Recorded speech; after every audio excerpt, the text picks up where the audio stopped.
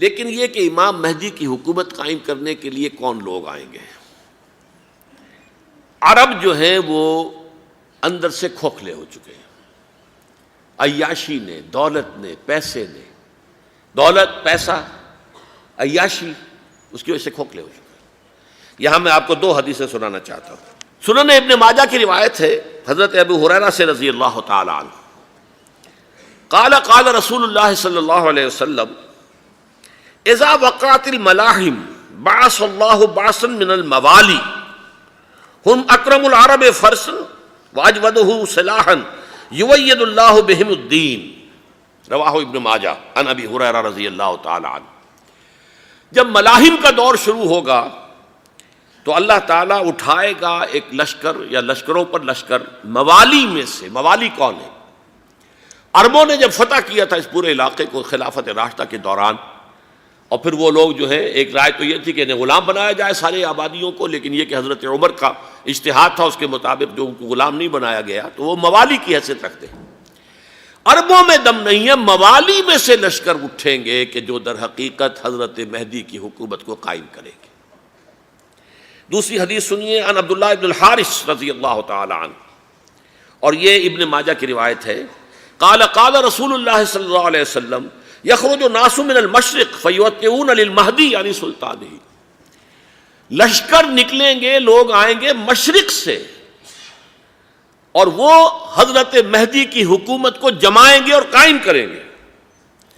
اب ذرا نوٹ کیجئے کہ جزیرہ نما عرب کے مشرق میں کون سے ملک ہیں؟ تین: ایران، افغانستان، پاکستان۔ یہ تین سالڈ مسلم ممالک، مسلم آبادی اکثریت۔ ویسے تو یہ کہ آگے ہندوستان میں 20 کروڑ مسلمان ہیں، لیکن وہ 20 کروڑ جو ہے وہ تو 80 کروڑ کے اندر تحلیل ہو جاتے ہیں غیر مسلموں میں، لیکن یہاں جو معاملہ ہے یہ غالب اکثریت کے۔ ان میں سے ایران کا معاملہ جہاں تک ہے، نمبر ایک یہ کہ وہ شیعہ عقائد کے حصار میں بند ہے، اس سے ادھر ادھر ہونا اس کے لیے ممکن نہیں۔ حدیث میں یہ بھی آتا کہ اصفہان سے 70,000 یہودی دجال کا ساتھ دیں گے۔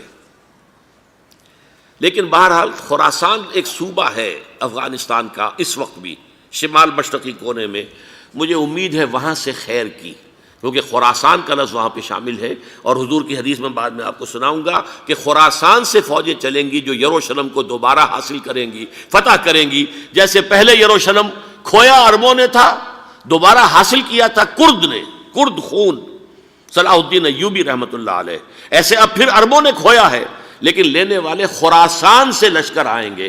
یخرج من خراسان رایات سود لا یردھا شیء حتی تنصب بإیلیا، خراسان کے علاقے سے کالے علم لے کر لشکر چلیں گے جن کے رخ کو کوئی موڑ نہیں سکے گا جب تک کہ وہ جا کر یروشلم میں نصب نہ ہو جائے۔ اس کے بعد نام آتا ہے پاکستان کا۔ یہ ہے میری اور آپ کی داستان، اور یہ ہے سبب جس کی وجہ سے کہ میں آپ سے یہ گفتگو کر رہا ہوں۔ اصل میں تو کس لیے؟ محض ایک علمی استفادہ، محض اپنی بات آراء کو ظاہر کرنے کا شوق نہیں، بلکہ یہ کہ اپنی ذمہ داری ہم پہچانیں کہ ہم کس مقام پر کھڑے ہیں۔ دیکھیے، اس پاکستان کے بارے میں یا ہندوستان کے بارے میں علامہ اقبال نے کہا تھا اپنے ترانہ ملی میں، میر عرب کو آئی ٹھنڈی ہوا جہاں سے، میرا وطن وہی ہے، میرا وطن وہی ہے۔ اور مجھے بتایا گیا کہ سنن ابی داؤد میں یہ روایت موجود ہے کہ حضور نے فرمایا کہ ہندوستان کی طرف سے مجھے ٹھنڈی ہوا آتی ہے، اگرچہ مجھے وہ حدیث ابھی نہیں ملی ہے، لیکن حزب التحریر کا ایک کارڈ مجھے ملا تھا، تو اس میں اس حدیث کا اور اس میں ابو داؤد کی روایت کا حوالہ موجود تھا۔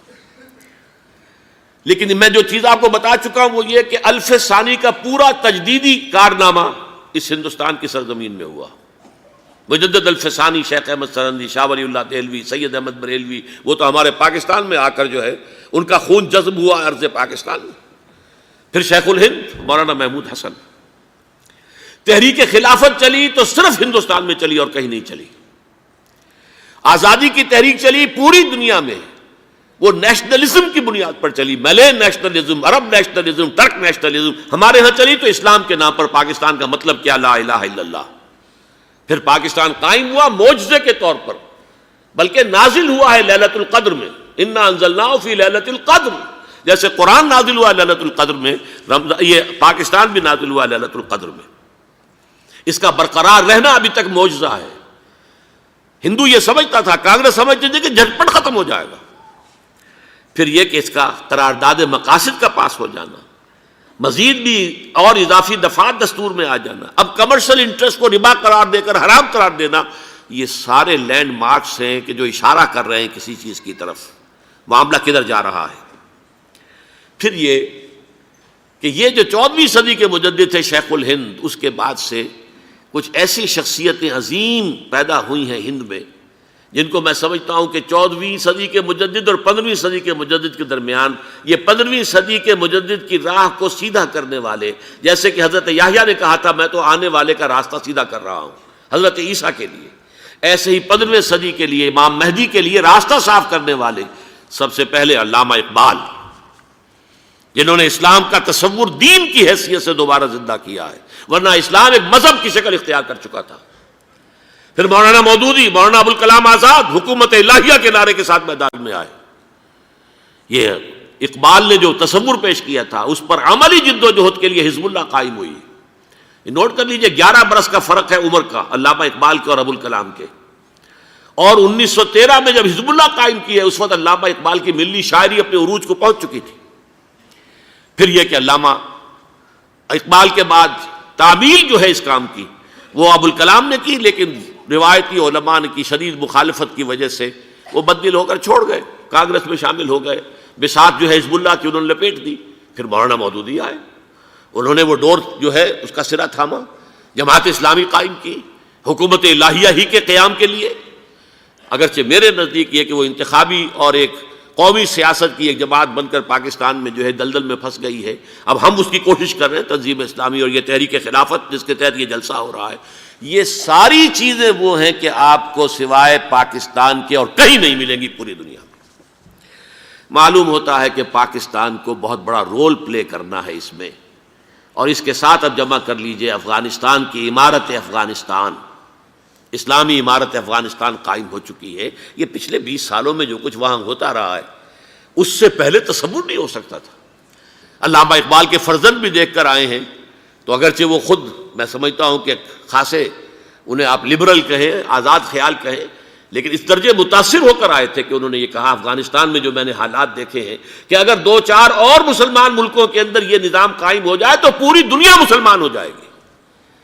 یہ سب کچھ کیسے ہو رہا ہے؟ یہ آنے والے دور کی جھلکیاں ہیں۔ Coming events are casting their shadows before. یہ سب بتا رہے ہیں کہ پاکستان افغانستان کو مل کر اس میں کوئی عظیم رول پلے کرنا ہے۔ اور اس کے ضمن میں اب میں علامہ اقبال کے بارے میں آخری بات کہہ رہا ہوں۔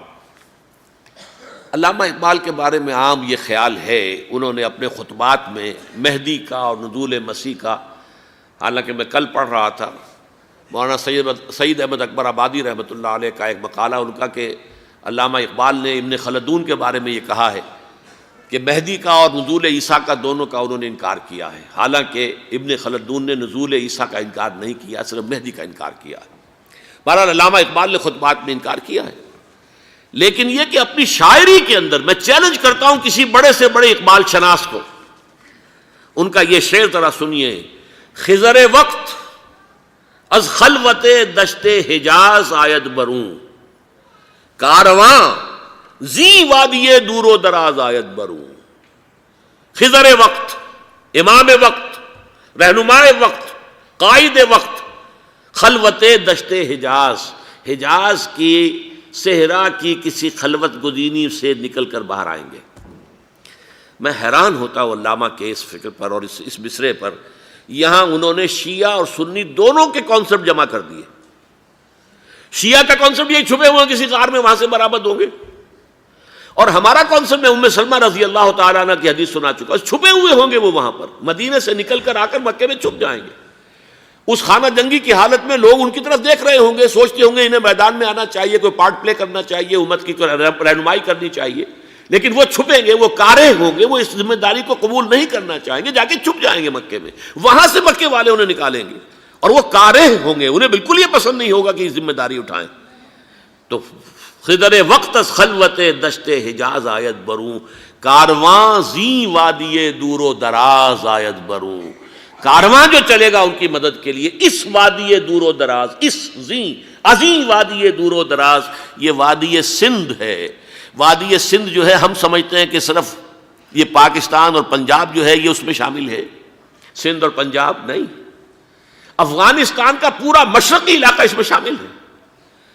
جیسے دریائے جہلم سندھ میں جا رہا ہے، جیسے دریائے گلگت سندھ میں آ کر ملتا ہے، جیسے دریائے چناب اور راوی اور جہلم اور یہ سب جا رہے ہیں اور آ رہے ہیں، اسی طرح دریائے کابل کہاں سے آ رہا ہے، دریائے گومل کہاں سے آ رہا ہے، ٹوچی کہاں سے آ رہا ہے، یہ سارا جو ہے ڈرین جو ہو رہا ہے، ایسٹرن جو ہے پارٹ آف افغانستان، یہ سب وادی ہے۔ اس وادی کے یہ دو حصے ہیں، ایک حصہ جو ہے یہ ادھر پاکستان میں ہے اور اسی وادی کا دوسرا حصہ جو ہے وہ افغانستان میں ہے۔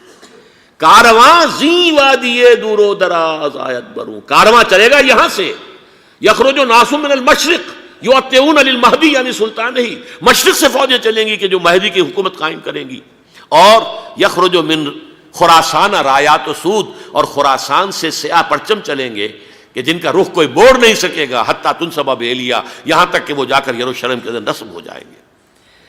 حضرات، میں ایک میری گفتگو کا حصہ باقی تھا لیکن میں اسے چھوڑ رہا ہوں، اس لیے کہ گلوبلائزیشن جو اس کی ہوگی، جو خلافت علی منہاج النبوہ کی تجرید کامل حضرت مہدی کے ہاتھوں عرب میں ہوگی، اس سے پہلے اس کے لیے محنت، کوشش، جد و جہد پاکستان اور افغانستان میں ہو چکی ہوگی جو اسے سپورٹ کرے گی اور وہاں جا کر حکومت قائم کرے گی۔ اس کے بعد گلوبلائزیشن کا جو مرحلہ اس کا ہے وہ حضرت مہدی کے ہاتھوں نہیں ہے، وہ حضرت عیسیٰ ابن مریم ان کے نزول کے بعد ہے، جن کے نزول کے بعد دجال کا خاتمہ ہوگا اور یہودیوں کا استحصال ہوگا، مسلمانوں پر بھی بڑی تکالیف عربوں پر آئیں گی، شدائد آئیں گے، لیکن یہ وہ میں حصہ ملتوی رکھتا ہوں کسی دوسری محفل اور کسی دوسری مجلس اور نشست پر۔